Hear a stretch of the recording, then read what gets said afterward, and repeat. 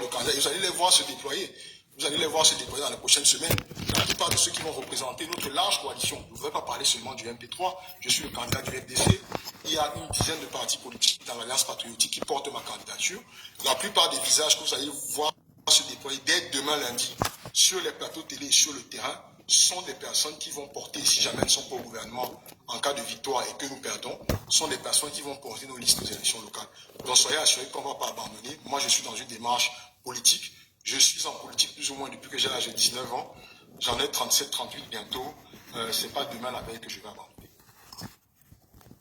Vraiment bien le merci, ça me rassure parce que, effectivement, je me dis, moi, en tant que jeune Camerounaise, très passionnée par la politique camerounaise, je me dis que si je dois supporter, si je dois voter, si je dois donner mon énergie pour un candidat, ce sera un candidat qui, même en cas de, let me say, failure, tomorrow, will be still there, like we'll still be there, we'll still be carrying our voice, we'll still be talking for us, we'll still be fighting for us.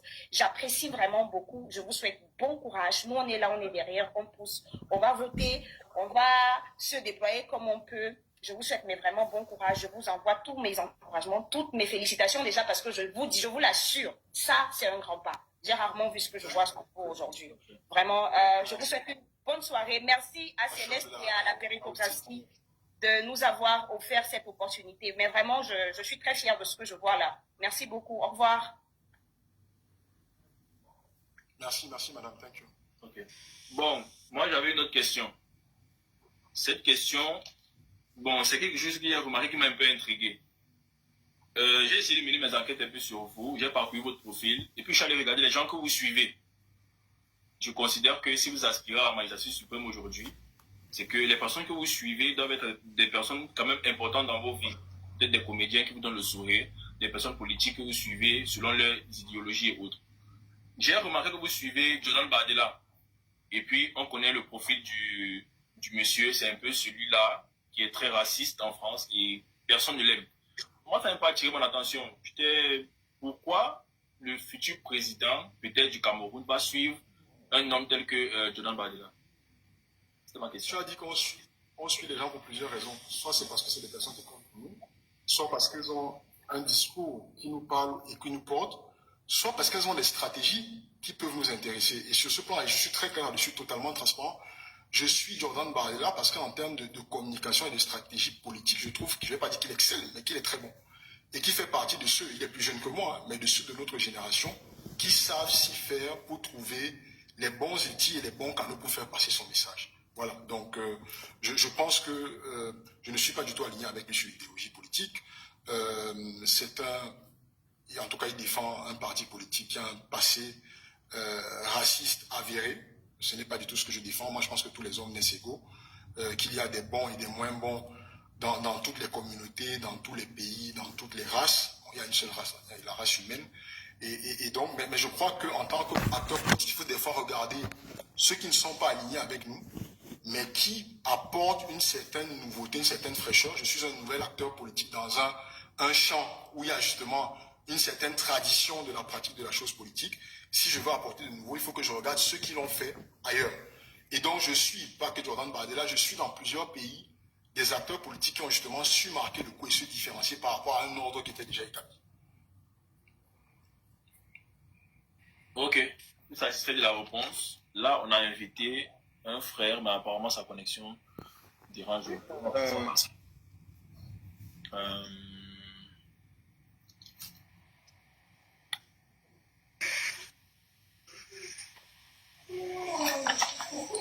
Allô?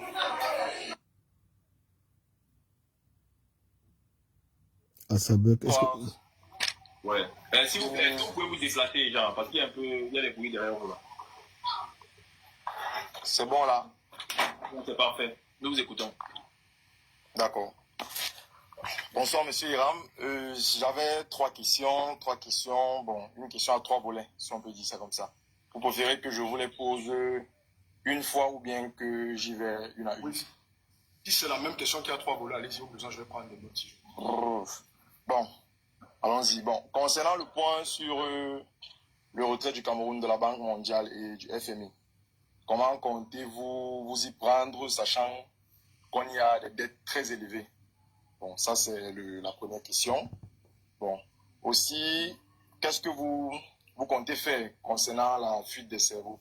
Et aussi, comment ferez-vous pour faire revenir ceux-là qui sont déjà partis? Bon, ça c'est la deuxième question. Et la troisième, c'était votre avis par rapport à une possible coalition. Est-ce que vous y pensez ou bien ça ne fait pas partie de voilà. Ok, merci mon frère. Alors, sur la question de l'affranchissement, l'affranchissement de la Banque mondiale et du FMI, c'est la position que nous défendons. Ça se fait en plusieurs volets.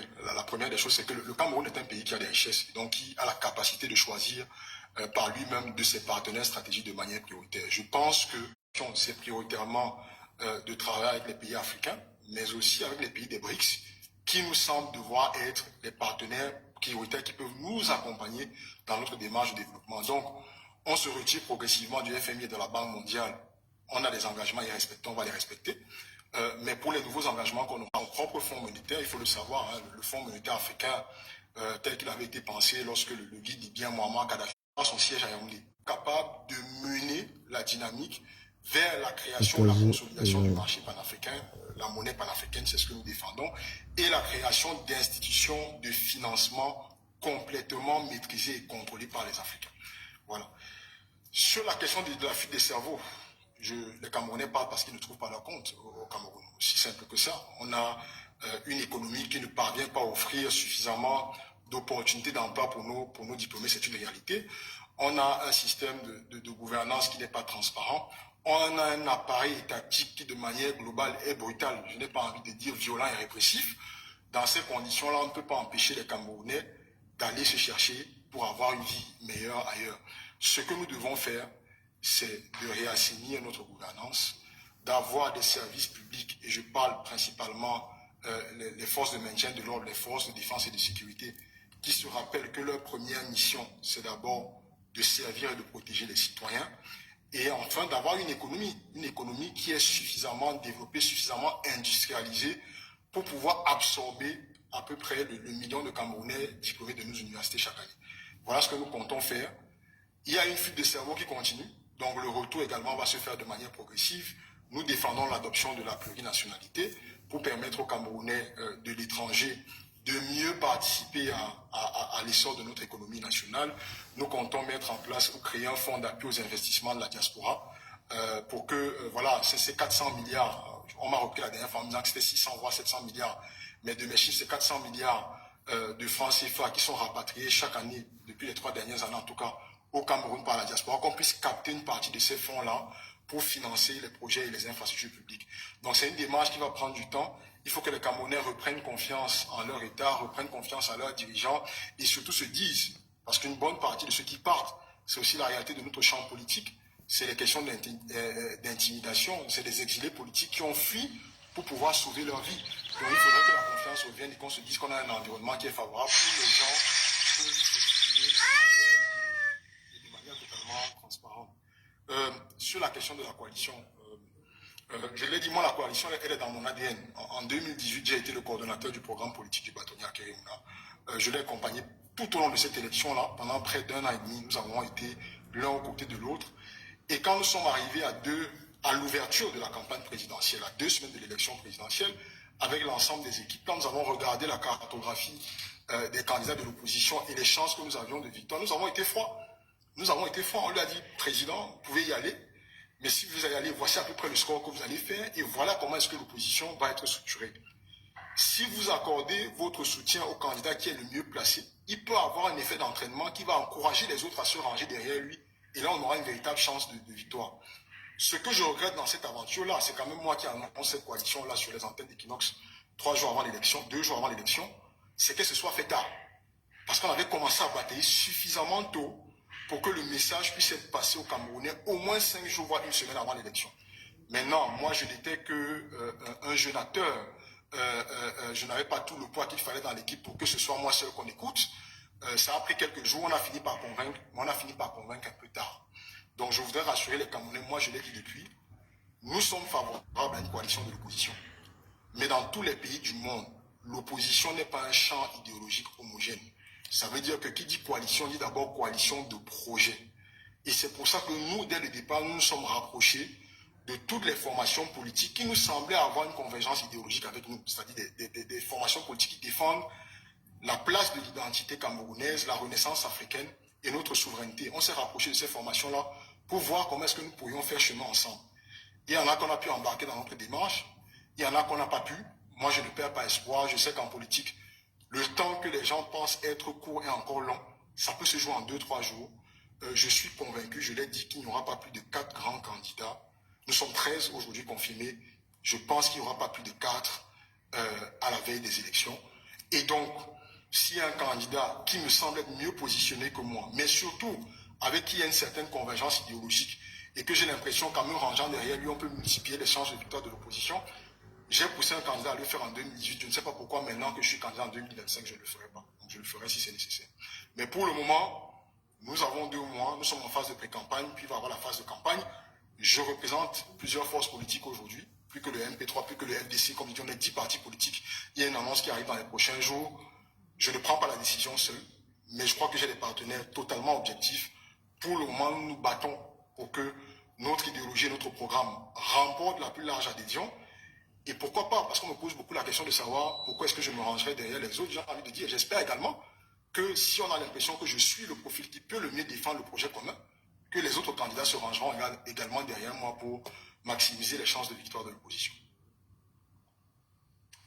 D'accord. Bon, merci et bonne chance pour la suite. Merci beaucoup. Waouh, quel est le camp? Est-ce que vous pouvez partager le live, les amis? Partagez le live. Compte tenu de ce qu'on remarque aujourd'hui, vous avez des problèmes de connexion. En dehors de ça, il y a Eneo. Nous avons au Cameroun. Oui, bon, nous avons.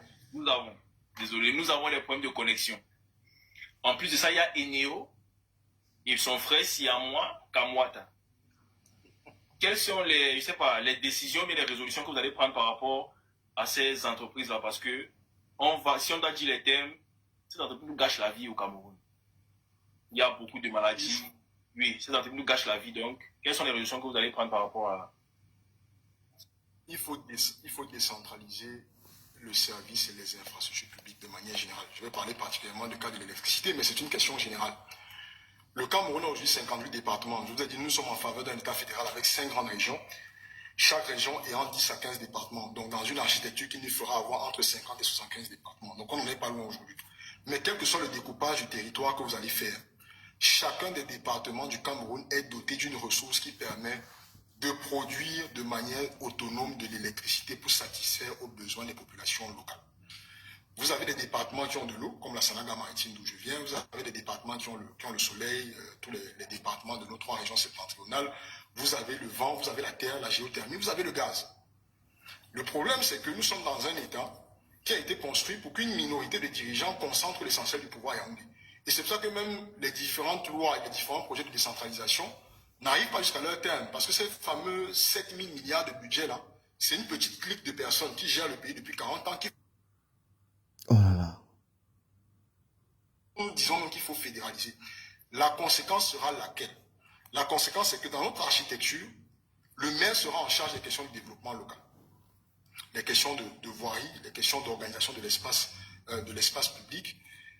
L'État régional ou la région sera en charge des questions d'infrastructure. Donc, les moyens de transport, la production et la distribution de l'énergie. Et l'État central ne se chargera que des questions régaliennes, des questions de diplomatie, de défense, de sécurité et de justice. À ce moment-là, qu'est-ce qui se passe? Le maire que vous avez élu à Dibombari, à Kaélé ou à Bamenda a les pleins pouvoirs et les pleines ressources parce qu'il collecte l'impôt. Il a les pleins pouvoirs pour mettre en œuvre les projets de production d'électricité, de distribution d'électricité et d'adduction d'eau. S'il n'est pas capable de le faire au bout de 5 ans, les élus le sanctionnent par leur vote et mettent à la tête de la mairie quelqu'un d'autre qui peut le faire. C'est tout. On n'aura donc plus besoin de toujours aller vers Yaoundé pour résoudre des problèmes que l'on rencontre à l'échelle locale. Spécifiquement, pour le cas de l'électricité, nous avons déjà 2 réseaux interconnectés, le réseau interconnecté nord et sud, qui seront concentrés sur l'approvisionnement des grands centres urbains des zones industrielles. Donc voilà Yaoundé et les autres. Mais pour le reste du pays, il faut doter chaque commune, chaque département, chaque région des moyens qui lui permettent localement de produire et de distribuer l'eau potable et l'énergie électrique. Et c'est possible, ce n'est pas de la magie, il y a de nombreux pays africains qui le font. Il faut simplement que les gens qui se servent de notre argent pour s'enrichir acceptent de lâcher un peu du lest pour permettre aux Camerounais, à l'échelle locale, grâce aux ressources de notre pays, de résoudre leurs problèmes. C'est aussi simple que ça. Je dis, ce n'est pas de la magie. En fait, comme je l'ai dit, je ne suis pas un messie. Moi, je ne me présente pas devant les Camerounais en disant que j'ai des solutions magiques.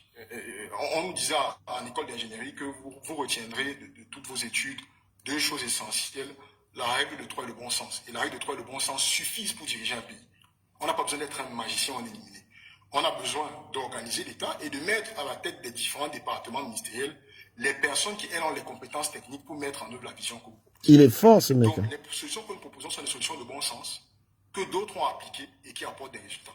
La seule raison pour laquelle on n'arrive pas à les appliquer au Cameroun, c'est parce qu'on a des personnes qui ont pris le pays en otage et que, comme vous le voyez, on est prisonnier des guerres de clans, des personnes qui veulent continuer de gérer les 7 000 milliards de budget du Cameroun, au lieu de se concentrer peut-être à gérer les 2 000 milliards qui concernent les questions régaliennes et que le reste des 4 000 milliards soit déployé directement au niveau des régions, des communes et des départements.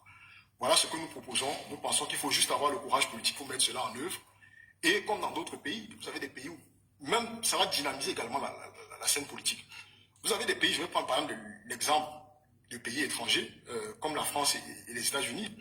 Aux États-Unis, par exemple, vous avez des personnes qui font exclusivement la politique à l'échelle locale. Ils sont députés ou sénateurs d'un État, la Californie, Washington DC ou whatever, et ils se concentrent à travailler avec les ressources de cet État-là pour résoudre les problèmes locaux. Être député à Washington, ça ne les intéresse pas du tout. Ça ne les intéresse pas du tout parce qu'ils ont toutes les ressources pour travailler. Donc, en déconcentrant, on aura également une certaine animation de la scène politique locale qui va faire qu'un acteur politique sera tout à fait à l'aise d'être le maire de Bertois sans avoir l'ambition d'être président de la République parce qu'il sait qu'à Bertois, il aura tous les outils pour résoudre les problèmes des populations de la ville de Bertois. Voilà comment est-ce que nous voyons cette architecture-là qui doit permettre pas seulement l'eau et l'électricité, hein, on a des routes. On a les axes où on en parle beaucoup parce que ça tue les Camerounais.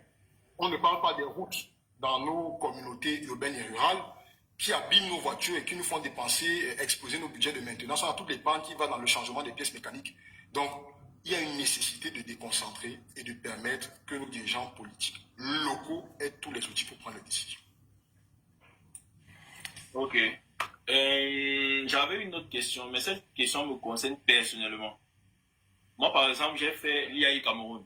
J'ai eu mon diplôme d'ingénieur de travaux informatiques. Et après, c'était un peu compliqué pour moi de trouver l'emploi au Cameroun.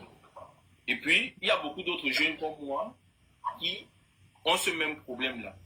Donc, moi, je voulais savoir, est-ce que le système éducatif au Cameroun n'est pas structuré de telle sorte que chaque Camerounais, quand il finit peut-être un cursus, il n'est pas assez calé sur,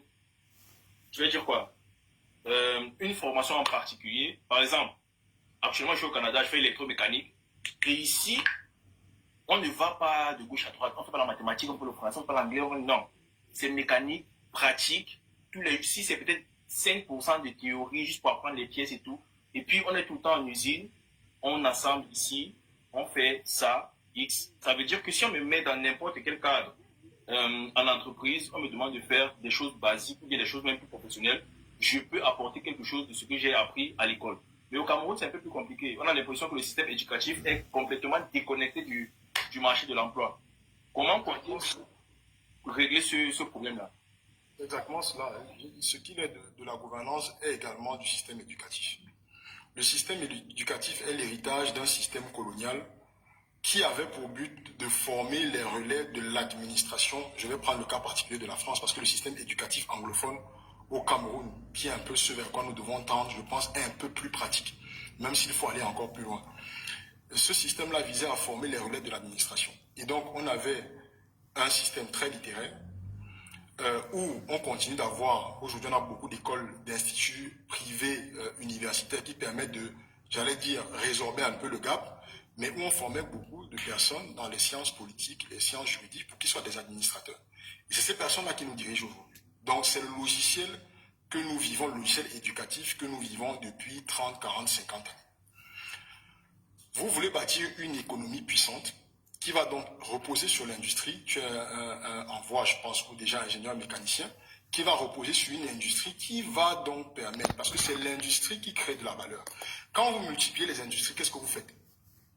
Vous multipliez les potentiels centres de création on appelle ça comment, de sous-traitance autour de l'industrie. Quand vous créez une industrie, indirectement, vous créez une entreprise de transport, même si ce n'est pas vous qui la créez, parce qu'il va falloir transporter votre matière première ou vos produits vers les lieux de consommation. Vous donnez de l'emploi au cabinet conseil.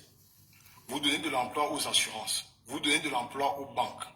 Or, tel que nous sommes structurés aujourd'hui, nous avons une économie de la consommation. Le Cameroun prend toutes ces matières premières, les exporte pour qu'elles soient transformées à l'étranger, et ensuite, on va importer la grande majorité de nos biens de consommation. Ça veut dire que tout notre potentiel de création de valeur, on le partage ou on l'envoie vers des nations qui elles-mêmes sont déjà suffisamment puissantes. Et en retour, on ne construit pas une économie qui va produire les biens que l'on consomme. Donc nous devons aller vers là. Pour aller vers là, vous devez transformer le système éducatif. Vous devez avoir un système éducatif qui va donc produire les compétences qui vont venir faire fonctionner tout ce chemin, toute cette politique d'industrialisation. Donc nous disons deux choses, les deux sont liés. Notre politique éducative est intimement liée à notre politique économique, pour ne pas dire industrielle. Nous revenons encore à ce que j'ai dit dans le champ de l'énergie tout à l'heure. 58 départements, c'est 58 pôles de croissance. Et nous avons dit ces 58 pôles agro-industriels que nous avons créés, qui vont reposer chacun d'eux sur 5 grandes filières. Donc dans chaque département, on identifie 3 filières agricoles et 2 filières énergético-minières, donc c'est 5 filières. Et ce département, la base, son économie et son système éducatif sur ces filières. Donc, si vous êtes né à Yabassi, où on fait par exemple le palmier à huile, vous devez avoir sur place du secondaire, parce qu'à l'école primaire, c'est un enseignement très général. Dans le secondaire et dans l'enseignement supérieur, vous devez avoir des écoles qui vous permettent d'obtenir des diplômes d'ingénieurs, de techniciens, mais en tout cas de spécialistes de l'agroalimentaire de manière générale, de la question du palmier à huile de manière particulière, avec premièrement l'objectif qu'à 18 ans, un Camerounais qui sort de l'enseignement secondaire ait tous les outils et toutes les compétences pour trouver de l'emploi. S'il a des moyens pour continuer à l'université, tant mieux. S'il n'en a pas, au moins il peut se rendre utile à l'économie nationale, mais également avoir un salaire qui va lui permettre de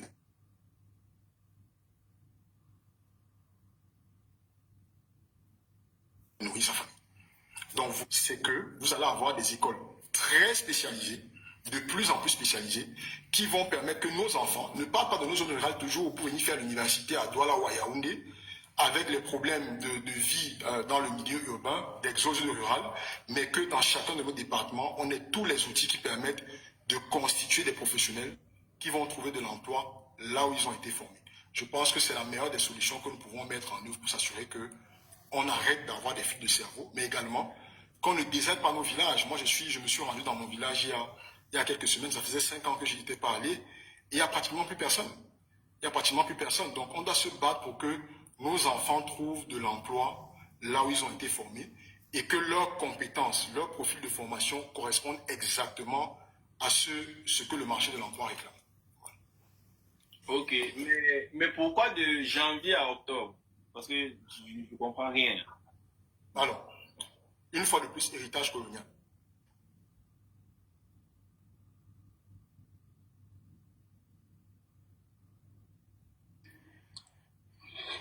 Le calendrier scolaire, moi j'ai un appel qui est venu un peu perturbé.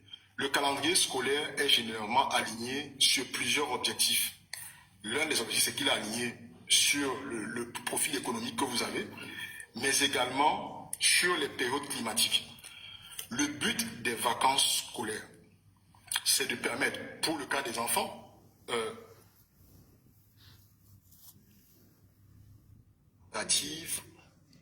au moment où le temps est le plus favorable. Les vacances scolaires que nous avons actuellement au Cameroun et dans la plupart des pays africains,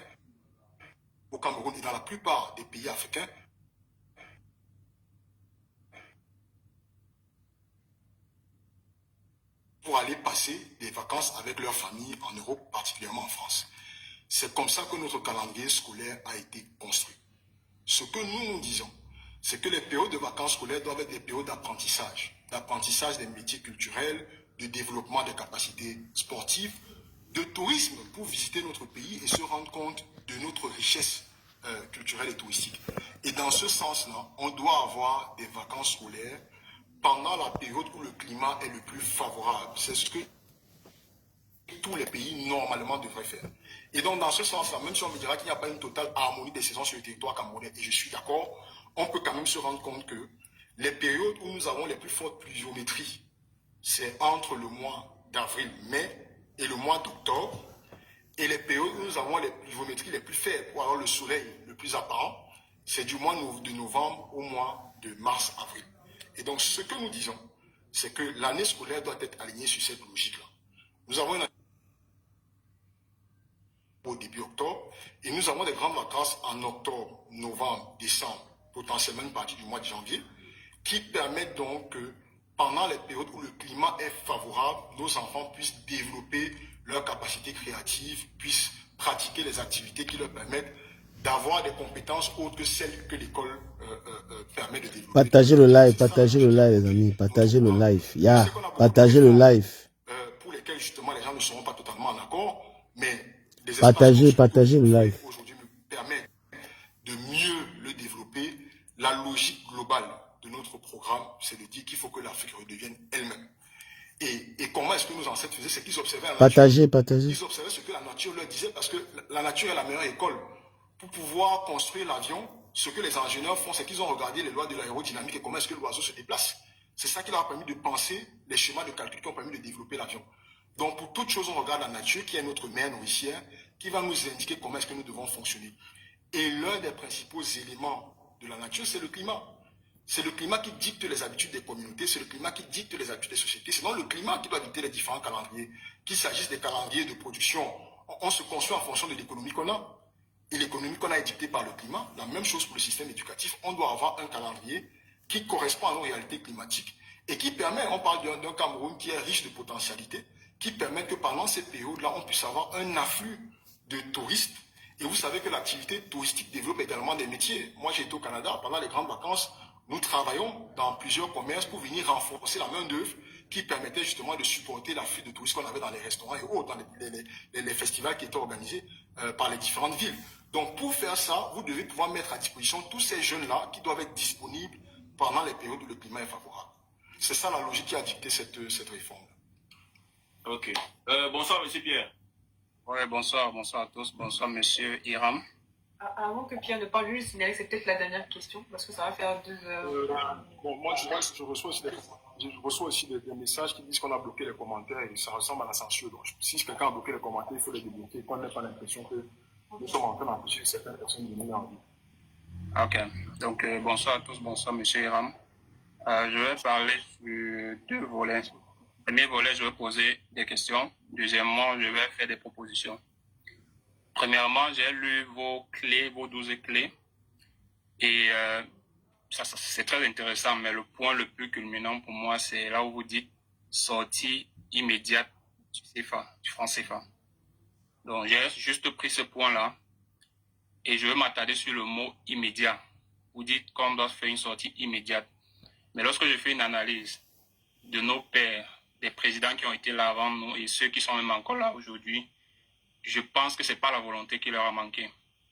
Donc, je voudrais que vous essayiez de nous expliquer comment est-ce que vous pensez qu'on peut faire une sortie immédiate, sans conséquence, surtout, de cette monnaie coloniale. Deuxièmement, ok, il y aura des conséquences. Bon, je vais vous expliquer simplement comment est-ce qu'on pourra sortir. Donc, je préfère parler et après vous allez répondre, s'il vous plaît. Deuxièmement, lorsque je vous écoute, je vous ai écouté à plusieurs reprises.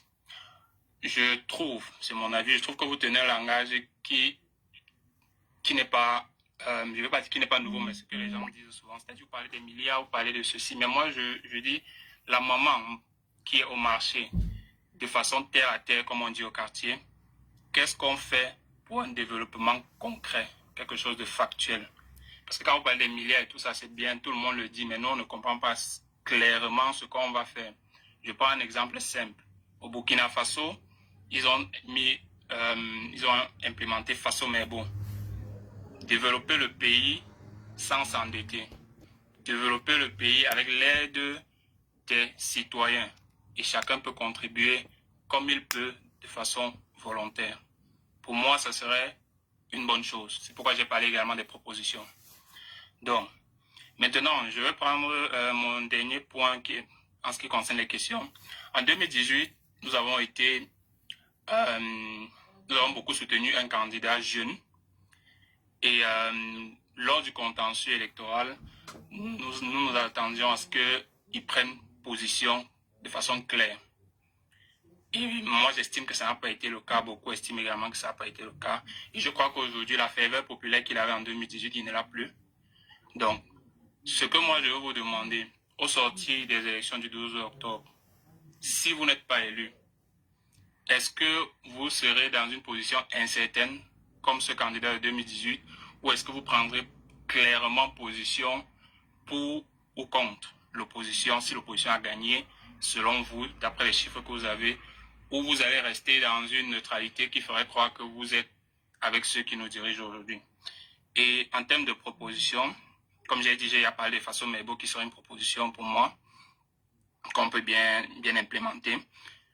La deuxième proposition serait d'utiliser les Camerounais à la base.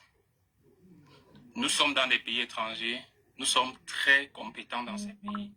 Mais dans notre propre pays, on n'arrive pas à s'exprimer en termes de talent, en termes d'accomplissement. Ça veut dire qu'aujourd'hui, si j'ai la capacité de venir dans mon village, réaliser un projet qui peut aider le village ou regrouper les jeunes afin qu'on réalise un projet, je pense qu'il devrait y avoir une ouverture dans ce sens, que chacun puisse apporter du sien pour la contribution de notre pays. Et que pour les régions anglophones et autres, qu'il n'y ait plus d'ambiguïté, que la solution soit claire. C'est-à-dire le statut spécial et tout, on a parlé de tout ça, mais il n'y a rien de concret, on ne sait pas ce qui est à l'intérieur. Donc, par conséquent, si vous prenez position, prenez une position claire pour tout le monde. Et en dernière chose, je voudrais dire, s'il vous plaît, après le 12 octobre, s'il arrive que vous n'êtes pas élu, je crois que vous faites un très bon candidat pour la suite. Donc, la position que vous prendrez donc après ces élections pourra soit entacher l'image qu'on commence à avoir de vous, soit glorifier encore plus cette image. Donc, je vous remercie et j'attends vos réponses. Merci. Ok, merci Pierre. Je vois beaucoup en commentaire. Nous autres, je pense que j'ai assez... Peut-être qu'ils nous ont rejoints après. Coupez le micro, monsieur Pierre, s'il vous plaît. Je ne vais pas revenir sur la proposition que j'ai faite là-dessus. Merci beaucoup Pierre pour les recommandations. Je pense qu'il y a plusieurs membres de mon équipe sur le live qui sauront en tenir compte. Sur la question, je commence par la dernière, sur la question jeune. Bon, je ne sais pas quels sont les critères pour lesquels vous avez soutenu le candidat en 2018. J'espère que le seul critère pour lequel on me soutiendra ne sera pas ma jeunesse. Je pense que là, vous venez de faire quelques remarques et quelques propositions sur la base de mon programme. Et donc, moi, je souhaite que les Camerounais m'accompagnent parce qu'ils ont lu ce que je propose au-delà du fait que je sois jeune. Le jeunisme n'est pas mon programme politique. Je l'ai dit, j'ai construit un programme sur la base de ce que moi-même j'ai reçu comme enseignement d'abord, le fait d'être un produit de l'éducation traditionnelle africaine, mais de ce que moi-même j'ai vécu dans la vie associative pendant de nombreuses années. Donc voilà, très clairement, je n'aurai pas de double discours.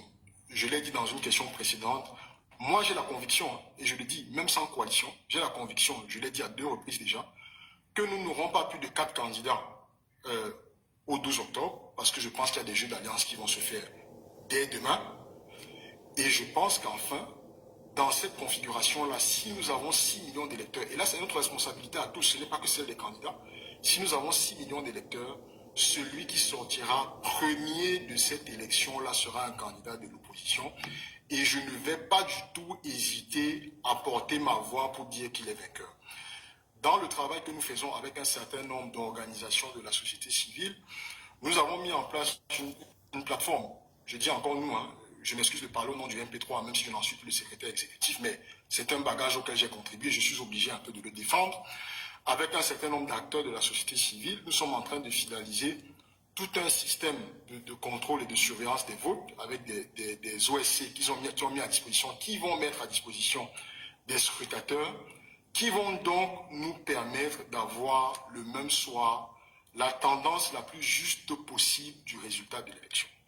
Et je n'hésiterai pas à dire, si c'est un candidat de l'opposition qui a gagné, je n'hésiterai pas à affirmer que c'est lui qui a gagné l'élection. Il n'y aura pas de double discours sur cette question-là. Il faut que ce soit clair. Sur la question du franc CFA, là aussi, je pense que je l'ai développé à quelques reprises, mais je peux le refaire encore. Nous assumons l'adjectif immédiat qui peut sembler très fort pour certains. Nous vivons un environnement économique où nous subissons des conséquences depuis. Donc, je ne pense pas que celles qui arrivent, elles seront sans doute un peu plus difficiles. Mais il faut savoir toucher le fond pour mieux rebondir. Ce que nous disons sur la question du franc CFA, c'est que dès que nous sommes élus, nous dénonçons les accords de coopération monétaire, je crois de 72-73, qui ont donné naissance à cette monnaie qui est le franc CFA. Action immédiate. Nous entamons tout de suite un échange avec les pays frères de la zone CEMAC, dont le Tchad, la RCA, le Gabon, le Congo, la Guinée équatoriale, pour réformer la monnaie que nous avons. Et plusieurs aspects de cette réforme-là, donc le nom de cette monnaie, son arrimage fixe ou la parité fixe par rapport à l'euro, le fait qu'il y a encore, la France ait encore un siège au conseil d'administration de la BIAC avec un droit de veto, ça c'est des questions que nous attaquons tout de suite avec l'espoir de commencer à avoir une monnaie régionale qui soit détachée de ce passé historique colonial. Si nous n'y parvenons pas, nous espérons que les autres pays de la CEMAC vont nous suivre. Si nous n'y parvenons pas, là encore, nous avons deux options. Le premier, c'est d'engager, en regardant la réalité de notre économie, la démarche de création de notre propre monnaie. Il y a des pays africains qui l'ont fait. Comme je le dis, oui, on peut regarder l'histoire de ceux qu'on a déstabilisés, mais aussi l'histoire des économies qui, grâce à une très bonne gouvernance, se portent bien avec leur monnaie. Le Kenya, le Ghana, l'Angola, non pas des économies qui se sont totalement effondrées parce qu'ils ont leur propre monnaie.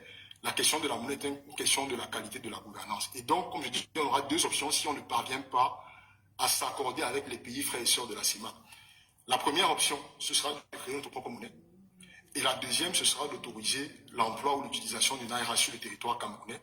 Le Cameroun, c'est 1800 km de frontière avec le Nigeria, qui est potentiellement la première économie africaine. Un marché de 200-250 millions d'habitants que nous devons investir. C'est un marché qui a la capacité d'absorber une grosse partie de la production de notre industrie agroalimentaire. Et donc, nous avons plusieurs options. Mais la toute première, c'est une dénonciation immédiate des accords de coopération monétaire et d'engager immédiatement la réforme de la monnaie que nous utilisons avec les autres pays de la CEMAC. Bon, merci. À une autre occasion, je poserai d'autres questions. Pas de souci, merci beaucoup.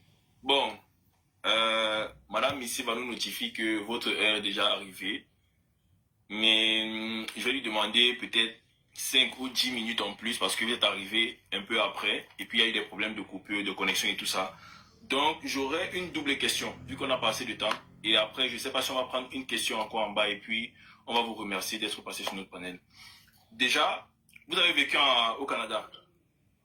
Et c'est un pays... Ouais, mais si, je t'écoute. Je veux juste te dire qu'il y a beaucoup de gens qui demandent nos zones. Je ne sais pas s'ils n'étaient pas là pendant qu'on en parlait. Mais est-ce qu'on peut quand même y répondre peut-être plus rapidement, mais il y en a plein là. Je ne sais pas si... En une minute, crise dans le Nozo est la conséquence d'une absence de dialogue et d'une volonté pour une minorité de dirigeants de concentrer l'essentiel de la prise de décision à Yaoundé. Il faut en sortir. Donc nous devons rapidement aller vers un État fédéral. Il y a deux solutions. Il y a la proposition intime du projet que je porte, qui est un État fédéral avec 5 grandes régions. Mais dans tous les cas, il va falloir initier dès le début des concertations qui vont permettre de bâtir une démarche de consultation, de prise en compte des avis de la population camerounaise dans le projet de constitution qui va être proposé à la conférence nationale souveraine que nous comptons tenir une année après notre élection, c'est-à-dire en octobre 2026. La solution au Nozo, c'est le dialogue, c'est l'écoute, c'est la concertation et c'est la suppression de cette attitude énergivore de quelques-uns à bouffer tout l'argent des Camerounais. Aussi simple que ça. So I don't know if I have to say it in English because it seems like there are a lot of our brothers and sisters from the Northwest and Southwest on this call, on this discussion. As I was saying, the Nozo, the Northwest and Southwest crisis is the result of a government who doesn't want to discuss with its people. So the solution we are proposing is by October 2025, starting a dialogue with all our brothers and sisters, not only on those two regions, but all around the country, to help them build the solution or give the solution that would be, I would say, the corpus of the constitution that will be validated by all Cameroonians at a national conference sovereign that will be held in October 2025 and 26, 1 year after our election. I think that this is the only way to assure everyone that the way we decide, the model we decide for managing our territory will be the result of a decision made by all Cameroonians. Ok, bon, comme il nous reste quelques minutes, j'avais 2 questions que j'ai notées de par les commentaires et puis des messages que je reçois. Donc je pense que je vais les poser. Comme vous avez vécu au Canada ici, c'est un pays dans lequel je suis actuellement. Et ici, l'homosexualité par exemple est légalisée. Est-ce que vous allez prendre la tête du Cameroun avec cette vision-là, étant donné que nous au Cameroun, on a notre culture, on a des façons de voir les choses. Est-ce que vous allez légaliser l'homosexualité au Cameroun ou bien vous allez garder notre appropriation culturelle? C'est la première question. Je crois que tu veux dire dépénaliser. Parce qu'en fait, actuellement au Cameroun, l'homosexualité est considérée comme un crime et donc... Okay. Est-ce que vous allez garder... Voilà. Alors, comme je disais, c'est une discussion qui appartient au Cameroun. Moi, j'assume mon positionnement. Tu l'as dit, je suis un traditionnaliste africain qui est ancré dans nos ressources et dans nos valeurs et qui estime qu'on ne peut pas faire la promotion de l'homosexualité. Donc, je suis contre la promotion de cette pratique sexuelle, mais j'estime aussi que de l'autre côté, les gens ont le libre choix de la pratique sexuelle qui veulent être la leur. Si les Camerounais estiment qu'il est nécessaire d'ouvrir un débat sur cette question-là, nous allons l'ouvrir, nous allons écouter tous les alliés, nous allons prendre une décision. Je pense aussi que autant je suis peut-être dur sur cette question-là, autant je suis un humain, et que oui, il m'arrive de réfléchir, de savoir si quelqu'un mérite d'aller en prison parce qu'il a une pratique sexuelle qui est différente de la nôtre. Est-ce que nous devons accepter d'avoir une discrimination qui va jusqu'à l'emprisonnement parce qu'on a une pratique sexuelle que certains pourraient considérer comme contre nature? Donc ce qui est sûr, c'est que je ne serai jamais, ça je peux le dire, je ne serai jamais en faveur du mariage homosexuel. Ça soit très clair. Maintenant, je suis ouvert à la discussion sur la question de la dépénalisation. Mais je pense que le président Biala dit, le président Macky Sall, sur ce point-là, je suis d'accord avec eux. Il ne faut pas qu'il y ait un agenda qui nous soit imposé par d'autres avec la nécessité qu'on aille à leur vitesse sur des questions que nous n'estimons pas forcément prioritaires. Je ne crois pas que cette question-là soit la priorité des Camerounais aujourd'hui. Les Camerounais demandent à avoir de l'eau potable, à avoir de l'électricité, à pouvoir se mouvoir en toute sécurité sur leur territoire, à avoir une activité économique, à trouver un travail, à payer leurs factures à la fin du mois. Donc voilà, il ne faut pas qu'on nous impose un agenda qui, de mon point de vue, n'est pas prioritaire. Ok. La prochaine question va sembler un peu idiote pour certains, mais moi je trouve qu'elle est assez importante. Que pensez-vous du franc-anglais au Cameroun? Parce qu'on a 2 langues, le français et l'anglais. Ce ne sont pas nos langues, je vais dire quoi, de base. Ce sont des langues qui ont été imposées. Mais de là est né le franc-anglais et puis c'est une langue qui est propre aux Camerounais. Qu'est-ce que vous pensez de cette langue-là? J'ai discuté dans ma proposition justement d'intégrer dans le système éducatif l'apprentissage d'un certain nombre de langues nationales. J'ai discuté avec des linguistes qui m'ont dit qu'on pouvait faire autrement. Et notre programme, il est agile, hein, c'est-à-dire que nous sommes conscients que nous n'avons pas la science infuse, nous n'avons pas l'intelligence suprême. Il faut continuer d'écouter ceux qui peuvent nous permettre d'enrichir nos propositions. Et donc, les linguistes avec qui j'ai discuté sur cette question-là me disent qu'on a justement la capacité de créer une langue nationale à partir de nos héritages, c'est-à-dire des langues traditionnelles, nos langues maternelles, comme on a l'habitude de dire, mais aussi de l'héritage qu'on a du français et de l'anglais. Même si on veut s'en départir totalement, ça fait partie de notre histoire. Donc je pense que le franc-anglais pourrait, et là je ne suis pas spécialiste de la chose, mais pourrait servir de base pour construire une langue nationale camerounaise. Il faudra peut-être offrir la plateforme aux linguistes pour faire ce travail-là. C'est une richesse que nous avons créée nous-mêmes. Elle est faite d'héritage de chez nous et des héritages d'ailleurs. Je pense qu'il y a moyen d'y travailler pour pouvoir ressortir de là quelque chose qui ressemble à notre imaginaire. Voilà. Mais je pense que le franc-anglais actuel est encore un peu trop basé sur le français et l'anglais. Il faut peut-être un peu plus le nationaliser. Mais moi, je serais ouvert à regarder ce que les linguistes sont capables de faire pour sortir de là une langue nationale camerounaise. D'accord. Bon, je pense que là, nous sommes arrivés à terme et moi, j'ai remarqué que dans... Il y a une dernière question que plein de jeunes posent dans les commentaires du candidat, c'est le probatoire au Cameroun. Est-ce qu'on enlève ou on garde? Totalement inutile. Et je vais dire ce qu'ils font. C'est un examen qui avait pour but de faire un filtre. Parce que c'est ce que je pense. On s'était rendu compte qu'on avait trop de bacheliers. L'université n'était pas toujours capable de les absorber. Mais derrière, quand ils sortaient de l'université, le marché de l'emploi ne permettait pas de leur offrir des opportunités. Il faut éliminer le probatoire. Il faut éliminer les sous-préfets, comme bien dit, et les gouverneurs. On ne peut pas avoir dans notre pays des dirigeants publics qui sont élus sous la coupe de personnes qui sont nommées. Donc le sous-préfet n'a plus d'existence. Dans le Cameroun que nous pensons, le gouverneur, le maire a la totale, le plein pouvoir sur la gestion du développement local et le président de la région aura également le plein pouvoir dans l'administration de la région. On n'aura plus besoin de gouverneur. De même, le Sénat, pour moi, qui nous consomme pratiquement 20 milliards par année, n'a aucune utilité dans un État fédéral tel que nous le concevons, où l'Assemblée régionale, qui est le conseil régional actuellement, fera son travail à l'échelle locale et où le lien entre les territoires locaux et l'État central sera assuré par l'Assemblée nationale. Donc, sous-préfet, gouverneur, Sénat, probatoire sont des choses à annuler qui ne nous servent absolument à rien, qui nous bouffent de l'argent et de l'énergie inutilement. Bon, ok. Vu que nous tendons vers la fin, il y a un truc que moi j'ai remarqué. Sur les passages de plusieurs candidats, que ce soit opposants ou quoi que ce soit, nous remarquons qu'on ne pense pas assez à ceux qui meurent pour la patrie, ceux qui sont dans l'armée. Je pense que, non, bon, ça c'est ma pensée, ça c'est personnel. Je sais que, voilà, j'ai pas ce pouvoir-là. Mais on devait accorder un peu plus de respect à ces personnes-là. Je sais pas, peut-être financer, peut-être les veillées ou bien les deuils de ceux qui meurent pour la patrie. On sait qu'il y a Boko Haram de l'autre côté qui fait rage. Donc, est-ce que c'est quelque chose que vous comptez prendre en compte? Vraiment. Ça se fait déjà. Je crois que le problème de la considération de nos forces de défense et de sécurité ne se situe pas là. Les militaires sont aux ordres, donc ils exécutent les ordres du pouvoir exécutif. Et malheureusement, le pouvoir exécutif a beaucoup trop utilisé autant les forces de maintien de l'ordre, c'est-à-dire la police et la gendarmerie, que les forces de défense et de sécurité, c'est-à-dire l'armée, pour avoir un pouvoir de répression sur ceux qui ne pensent pas comme l'ordre régnant. Et ça fait que finalement, dans l'imagerie populaire, même si on a tous des militaires dans nos familles, dans l'imagerie populaire, il y a eu un détachement, une fracture entre les civils et les militaires.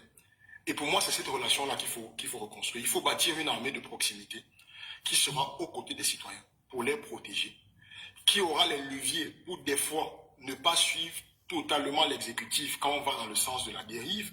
Et ce lien qui va se créer va ramener une sorte d'affection naturelle qui va assurer un meilleur lien entre les forces de défense et les populations. Je voudrais rappeler que c'est l'un des corps qui reçoit toujours son salaire à l'heure, H. C'est l'un des corps pour lesquels, comme vous dites, et ça c'est naturel, c'est parce qu'ils sont pris en charge. Ils sont pris en charge par la dépense de l'État qui, justement, les deuils, il y a même des assurances qui permettent de couvrir, c'est très bas, mais qui permettent de couvrir les dépenses de la famille et des familles qu'ils laissent bien après leur décès. Aux États-Unis, par exemple, quand vous rencontrez un militaire, quand vous le reconnaissez par ses tenues, la première chose que vous lui dites, c'est « thank you for your service ». Parce que vous reconnaissez l'apport qu'il apporte à la protection de votre territoire. Et donc, oui, il y a une considération à reconstruire, mais je pense qu'on ne peut pas la reconstruire avec un ordre politique qui utilise ces militaires-là pour brimer, pour intimider, pour faire preuve de violence envers les populations. Excusez-moi. Bon, ok. C'est vrai qu'on a plus assez de temps, mais il y a encore quelques questions.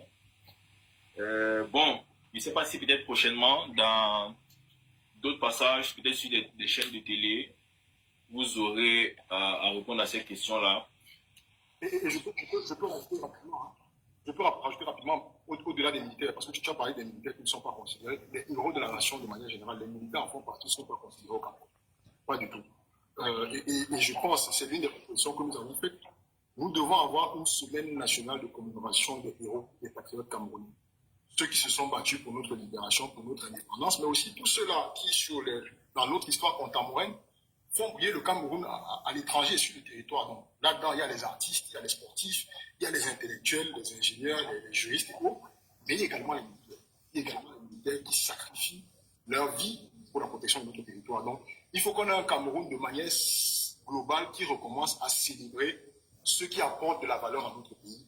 Et c'est l'une des propositions que nous avons d'instituer cette semaine de commémoration des héros et des patriotes. En plus de la construction d'un musée des étoiles qui doit être construit à Yaoundé, qui justement permettra à nos enfants, et c'est pour ça que c'est important qu'on ait les vacances pendant les périodes ensoleillées, pour que nos enfants puissent parcourir et visiter tous ces espaces-là de célébration de l'excellence camerounaise. On propose la création d'un musée des étoiles, un Hall of Fame, pour les amoureux du sport, qui permettra que dans un espace, vous pouvez venir voir, rencontrer, découvrir l'histoire, la vie, le parcours de ceux qui ont marqué notre pays. Voilà. Ok, bon, je pense que là, le live touche à sa fin. Il y a beaucoup de personnes qui ont des questions. Vous n'avez pas pu les poser aujourd'hui, mais je pense que vous aurez l'occasion de les poser beaucoup plus tard. On ne peut pas faire un live de 3 jours successifs parce que si on doit parler avec tout le monde, c'est au moins une semaine. Donc, on avait prévu 2 heures de live. Là, nous avons fait 2h30 de live. On a quand même excédé de 30 minutes. La norme a été coupée, double nationalité. J'ai déjà dit que je suis en faveur que ce sera adopté de manière immédiate. Parce que j'ai vu ça dans les commentaires. Voilà. Donc, on a ajouté 30 minutes pour vous faire plaisir, mais là, on ne peut pas en faire plus. Donc, si Missy va quelque chose à rajouter, elle rajoute ensuite. On va dire merci à M. Hiram.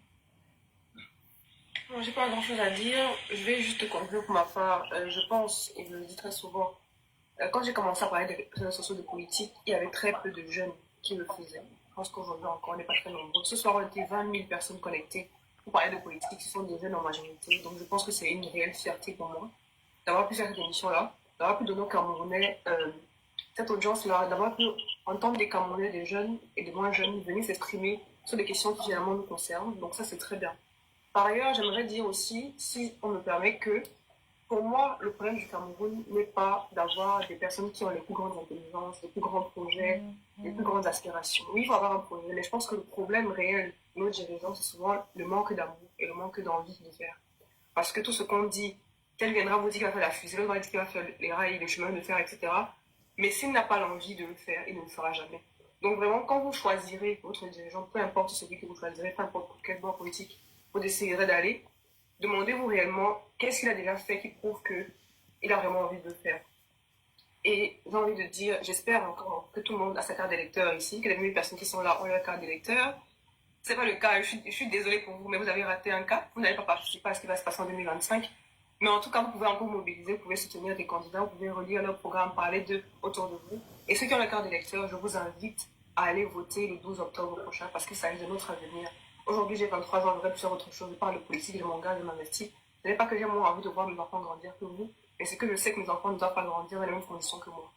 Donc, merci encore pour cette émission. Merci d'être cette pré-revue. Merci au candidat qui est venu. Je peux me permettre, madame, bien sûr, surtout ce qui vient de conclure, la question de l'engagement. Moi, je le dis, je suis un acteur politique, donc je vais toujours prêcher pour ma chapelle. Je souhaite que les gens me votent. Mais même si les gens ne me votent pas, il faut qu'on ait une massive aux urnes le 12 octobre. Ce qui va se jouer, c'est 2 choses.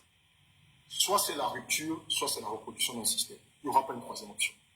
Donc, si nous décidons d'être passifs, et là, je vais dire des choses qui peuvent blesser, mais qui sont vraies, quand vous regardez les résultats de l'INAM, de l'INIA, de l'IRIC, et que vous lisez les noms là, ça ressemble drôlement à des noms qu'on entend tous les jours. C'est pour vous dire qu'il y a un système qui a tout mis en œuvre pour se reproduire. Si nous n'allons pas aux urnes, nous avons condamné notre destin pour au moins les 25 prochaines années. Donc, au-delà du candidat que vous allez voter, soyez là le 12 octobre, un bureau de vote, c'est maximum 500 personnes. Sur les 500 personnes qui vont voter, s'il vous plaît, qu'on ait au moins 20 à 30 personnes qui acceptent de sacrifier cette journée-là. C'est une seule journée sur 7 ans qui reste dans le bureau de vote. Ça va envoyer un signal fort. Qui reste dans le bureau de vote pour surveiller le comptage, pour prendre des photos du tableau, on aura marqué les résultats. Ceux qui seront scrutateurs pour obtenir le PV, le scanner et le transférer vers les différentes plateformes qui seront mises à disposition.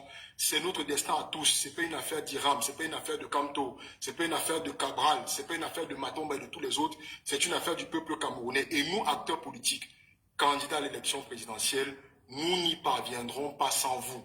Donc, au-delà de vous télescoper, de vous insulter pour savoir qui est le candidat le plus intelligent, qui a la meilleure offre, il faut savoir qu'en dernière minute, notre destin repose entre vos mains. Donc, j'espère qu'on va passer la barre et je suis certain, si on passe la barre des 6 millions de votants, nous aurons un nouveau chef de l'État à la tête de notre pays le 12 octobre 2025. Ok. En tout cas, merci pour ces mots d'encouragement et je pense que à travers ceci, beaucoup de Camerounais se prêteront au jeu. Parce que ici au Canada, quand je suis allé faire ma carte d'électeur, j'ai parlé avec quelques Camerounais qui étaient sur place et on s'est donné pour objectif de sacrifier cette journée-là. Même si on ne travaille pas, après les élections, on sera là pour voir ce qui va se passer de nos yeux. Parce que on va se dire peut-être qu'avant, on était trop jeunes, on ne savait pas ce qui se passait. On va vivre ça ici, au Canada. C'est la résolution que nous avons prise ici. Donc je pense que si tout Camerounais aussi prend cette résolution, on va essayer de surveiller ce qui sera notre avenir prochain. Donc merci d'être passé. Ouais. Merci d'être passé, M. Hiram. La gendarmerie et la police ne pourront pas nous décourager si nous sommes suffisamment nombreux dans tous les bureaux de vote. Merci. Merci beaucoup, Céleste. Merci, M. Hiram, et merci à Missiva d'être passé. Merci au peuple camerounais qui a suivi le live. Nous vous disons à bientôt. Si un prochain candidat veut passer ici pour présenter son programme, nous sommes ouverts. Et merci à Missiva encore pour l'initiative. Bye bye. On va couper le. Merci, bon dimanche et bon début de semaine. Bon début de semaine. Bon début de semaine.